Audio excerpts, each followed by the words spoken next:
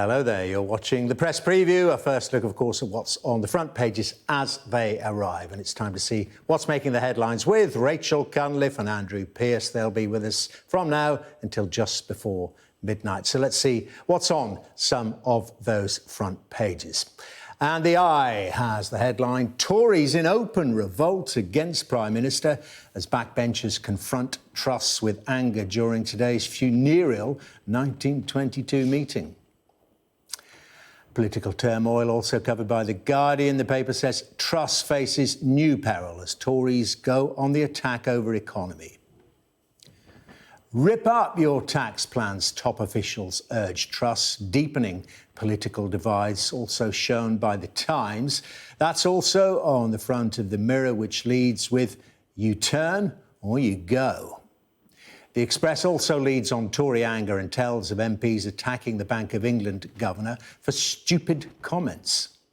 The Financial Times also leads with this mounting political pressure as the Conservative leader faces a backlash from Tory MPs to rewrite unfunded tax cut plans.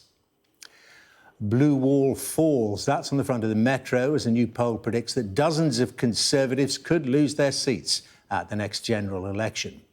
The Telegraph has the latest from Buckingham Palace. The headline, Coronation row looms over crown for Queen. And that story is also featured in the Daily Mail. They question, could Camilla have to swap her crown? And the Star tells of the cost of loathing crisis, revealing new details on couples who have split up but can't afford to move out because of the economic woes.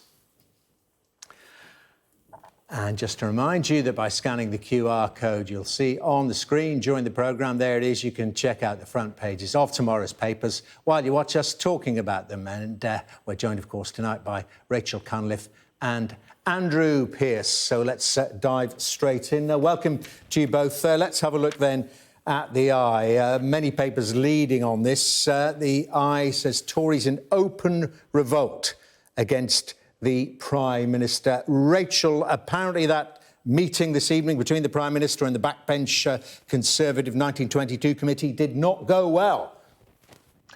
No, it hasn't really been a great day for Liz Truss. It actually started before that meeting with her second ever PMQs, because what with the death of the Queen and the mourning period and party conference season, she has only had two. And you could tell that the response from the Conservative benches while she was responding to those questions wasn't as warm and supportive as you might expect from a Prime Minister's second ever PMQs. Then we had this meeting of the 1922 committee of backbench MPs, which by all accounts was explosive, shall we say. Some quotes saying that the mood was funereal. Some people saying, there's a quote there saying that it was worse than anything that happened in that meeting under Theresa May. I remember the endless 1922 committee meetings under May where they tried to sort of get rid of her, and she had trouble with her backbenchers. And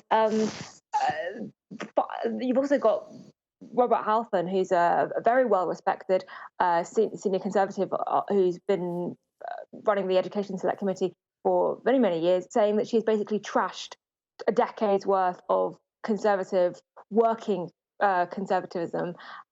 Basically, the mood is that she has managed to destroy 12 years of their record. So it's not great, I should say. That's quite an achievement in just about a month, or non-achievement. Andrew, how much trouble do you assess her to be in? Let's look at The Guardian. Truss faces new peril as Tories go on the attack over economy. It seems that there is deep, deep anger within the party and deep, deep rifts. There's no doubt this is a disastrous beginning for a premiership. Normally, a new Prime Minister has a honeymoon period. This is anything but. It's a nightmare for her. The Bank of England had to step in again today to in the gilts market because interest rates have started going up again, pound in trouble. But what I think is beginning to emerge is there's increasing pressure on her now, and her Chancellor, Kwasi Kwarteng, who was, by the way, supposed to be addressing the 22 tonight, but she stepped in to do it instead, hoping that by speaking as Prime Minister with the authority of the Prime Minister's office, it would calm the nerves. Well, that didn't work, did it? But there is pressure now, it seems, for them to delay these tax cuts, not least because she said in Prime Minister's questions today, absolutely no to any spending cuts. Now, that's what she said in her Conservative leadership campaign, but there were some audible gasps, because how then is she going to pay for the tax cuts? Because it's estimated there's going to be needed £65 billion worth of potential cuts. So is she now going to delay the corporation tax rise, for instance, was to be cancelled? Is that now going to be delayed? Will they possibly delay the cut in basic rate of income tax due to come in next April?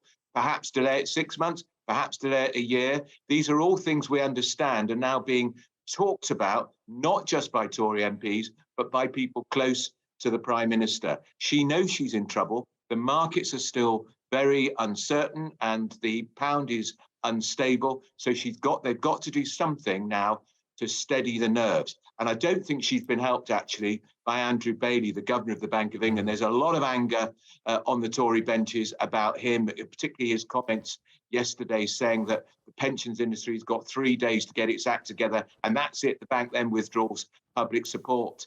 And then it appears that there was some rowing back on that. So there's not even clarity coming out of the Bank of England. So it's a complete Horlicks, to be honest. It's a right mess. And I was in the Commons this morning talking to Tory MPs. Mutinous is an understatement. Yeah. So the options are, let's look at the Mirror. Well, the Mirror sums them up, really. You turn or you go. Do you agree with that, Rachel? If she's not going to go for spending cuts, then the tax cuts have to go. The tax cuts may well end up going. Some of them have gone already. The scrapping the top rate of tax was one of the first things to go. I think the trouble is that it's not just about the unfunded tax cuts. If you look at what happened with the mini budget against a backdrop of huge volatility anyway, due to global forces, due to rising inflation all over the world, due to the UK economy in particular, and how reliant we've been on cheap debt for the last decade. There were a lot of forces not in the government favour, and the markets knew that there was going to be this announcement of an energy price freeze, this guarantee, because that was widely trailed over the summer, and it was obvious that whoever was Prime Minister was going to have to do something about rising energy costs. Then we got all of these extra unfunded tax cuts kind of thrown in. And what that basically said to the markets was, you can't trust these people. They haven't even bothered to do the spending calculations of how they're going to pay for all of this. They are living in an economic fantasy land, and therefore get your money out while you still can, which is essentially what's happened over the last couple of weeks. Now the danger is that even if those tax cuts are reversed and we go back to a position before the mini budget, where we try and do the energy price guarantee, but none of the extra stuff, the global markets will still look at the situation and go, yeah, we still don't trust you. We still don't think it's that all you about have credibility. sort of financial credibility. And therefore UK debt remains very expensive. You still have the problems with pensions. You still have the problems with mortgages. So she's in this very difficult position where even the reversals might not be enough to save her in terms of global economics, and they would be political suicide. Well, let's talk about that political suicide, Andrew, because isn't it you turn or you go, isn't it? You turn and you might have to go as well. Financial Times, Truss faces mounting Tory pressure to rewrite unfunded tax cut plans. Well, let's expect that does happen. Doesn't at least the Chancellor have to go? His mini budget, or not budget, is blown up in his face. I think it would make the Chancellor's position untenable. It would cause serious problems for her too as Prime Minister, because look, she signed off this budget. She and Kwasi Kwarteng did not discuss the cuts of the top rate of tax with the Cabinet. We know that. I don't think they discussed many of the major tax cuts with the Cabinet, so they own it. And this is what's really infuriating a lot of Tory MPs, and no doubt people who are trying to sort out their mortgages. Look, interest rates, Dermot, were going up anyway. They're much higher in the United States than they are in Britain. They were going to go up here, but because of the chaotic reaction in the markets to that mini budget, those interest rate rises now are being owned by Liz Truss and the Chancellor. The voters will now associate them with the reason why their mortgages are going up. That's why they've got such a big political problem. And I can remember back in 1992, after Black Wednesday, when interest rates soared to try to protect the pound after we came tumbling out of the exchange rate mechanism, and lots of people's homes were repossessed, and Tory voters did not forgive the Tories for that. And if repossessions start to increase and people's mortgages now start to go up dramatically, which we know they are, even though those interest rates were going to go up, because they're going up all around the world, from Altrincham to Aberdeen to Arkansas in the United States, because of that mini budget, because of the way the markets reacted to it, and Kwasi Kwarteng's pledge he was going to cut taxes again the following year, the Tories are being blamed fairly and squarely for those rises. And that's what's causing such political turmoil. It sticks. A nice alliteration there, Andrew. So, Rachel, what do the Tory MPs do, though? Because the Metro's got it here. I think we more or less know it from the polling. Blue wall falls. Basically, if there were a general election now, or indeed as it stands in a few months' time, dozens, scores, maybe hundreds of them lose their seats. Do they? I mean, this is the calculation. Do we stay with this Prime Minister? Do we try and get some kind of coronation? Or do we turkeys vote for Christmas? It's a really interesting bind that the Conservative Party finds itself at the moment, especially because they have ostensibly a majority of 80-odd seats, and yet their electoral prospects are looking worse by the day, by the hour. I think this poll is worth looking at specifically. We've had some polls showing some quite astounding Labour lead of 33 points ahead of the Tories, sort of bigger than the 1997 Labour election victory. This one that's on the front of the Metro is specifically looking at blue wall seats, so seats that have traditionally, historically, been very, very, very safe Conservative seats, and it's showing that Labour has a 13-point lead in those seats as well. So basically, it's not just the red wall seats that Boris Johnson won in 2019. It's all Tories who have to be very worried. Now, they are limited in their ability to get rid of Liz Truss so soon after appointing her. There is some talk that some Conservative MPs are so worried about this that they might, work on the basis that I'm going to lose my seat anyway. Let's vote for a general election now. Let's have a vote of no confidence in this government because, it will limit the damage to the party. I don't really see that being very likely. I think generally MPs don't like to vote for things that might personally mean they'll be out of a job in 6 weeks' Would be time. quite something. But I think the chances of defections, though, of dissatisfied Conservative MPs thinking about moving over to Labour, you might get a few high-profile examples of that. That's more likely. Anything can happen. Listen, we've got to take a break. Rachel, Andrew, thank you very much indeed for the time being. Because coming up next, change the subject, why Queen Consort Camilla could have to swap her crown because of a controversial diamond. Stay with us.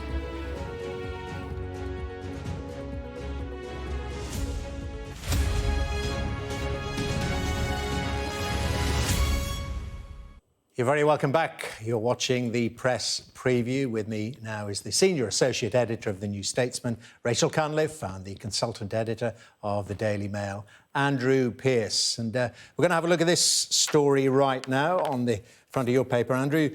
The Daily Mail, could Camilla have to swap her crown? Plans for new Queen Consort to wear 105-carat Kohinoor diamond may be shelved because of political sensitivities. And this is by your royal editor, Rebecca English. What's it about? It's a fascinating story, Dermot. This diamond is one of the most valuable and largest in the world. It used to be in the possession of India, but after the annexation of Punjab in 1849, it was part of the British Empire, of course, then, it came to Britain. It was ceded to Queen Victoria. She wore it in a brooch. It's only ever been worn by female members of the royal family. So in 1901, when Edward VII comes to the throne, his queen, Alexandra, wears it. 1911, when George V goes to the throne, it's Queen Mary. And then, of course, in 1937, at the coronation of George VI, the late Queen's father, the Queen Mother wore it. And then at the Queen's coronation in 1953, the Queen Mother wore it again. Now, the Indian politicians are saying, if it's worn again in the crown by the Queen Consort, Camilla, it will remind people of empire, the Raj, imperialism, and effectively they're saying, we don't want you to. Now, Britain is trying to do a major trade deal with India post-Brexit, post-EU. It was going pretty well, but it seems the Home Secretary, Suella Braverman, has messed things up a bit because she suggested Indian people who come here often are the ones who overstay their welcome the most. That's gone down very badly in India. So the trade deal we thought that was about to be signed is now looking a bit more uncertain. But this has the potential to cause a diplomatic row. So the idea is that the diamond, the crown, it's on show in the Tower of London in the showcase with a lot of the other crown jewels, but the diamond can be detached from the crown. So Camilla could wear the crown, but without the diamond. Do you reckon that's a good compromise, Andrew? What do you think personally? You reckon that'll work? I think it will, and I think it will work very well. And it will, and of course, I would be amazed if the Indian Prime Minister and President aren't at the coronation of Charles III and Queen Camilla. Okay, and a quick thought on it, Rachel. Very quick. I just think this is one of the benefits of having a royal family, which is that when there are political tensions between political leaders, you can have your royal family step in and make a very symbolic, statesman-like gesture, such as not using this diamond because it's a sensitive artifact at a very sensitive time, and smooth over political tensions. Okay, I said very quick. Thank you very much, Steve, for that.